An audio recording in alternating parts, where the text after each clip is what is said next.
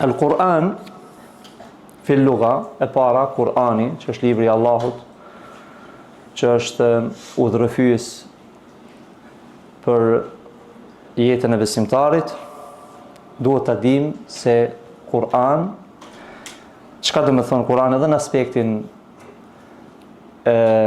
etimologjik, pra gjuhësor, edhe terminologjik, shariatik.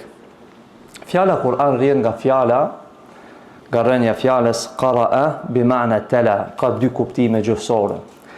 Tala au bi ma'na jama'a, i lexuar dhe përmbledhës. I lexuar, pra në aspektin e gjuhës arabe, fjala Kur'an ka dy kuptime. I lexuar, pra Kur'ani lexohet, dhe jama'a përmbledhës. Çka do të thonë përmbledh? Përmbledh rrëfim ngjarjesh, dispozita, urtësi e kështu me radhë.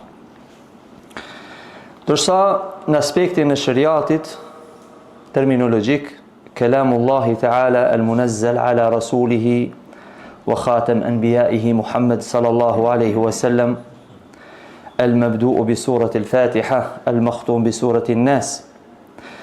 Kurani është fjala e Allahut, e zbritur të i dërguar i tij nëpërmjet melekut Xhibril, i zbritur të vula e pejgamberëve Muhamedi sallallahu alaihi wasallam, ku fillon me kaptinën el-Fatiha dhe përfundon me kaptinën an-Nas. Thot Sheikh Uthaymin rahimahullah, wa qad hama Allahu ta'ala hadha al-Qur'an al-azim min at-taghyir wa az-ziyadati wa an-naqs wa at-tabdil. Allahu e ka marrë në përgjithësi që ky libër të mos pësoj ndryshime, të mos shtohet diçka në këtë libër, të mos paksohet, pra është i ruajtur. Inna nahnu nazzalna dhikra wa inna lahu lahafidhun. Ne kemi zbritur Kur'anin, e-dhikr është për qëllim Kur'ani, wa inna lahu lahafidhun, dhe ne atë do ta ruajmë.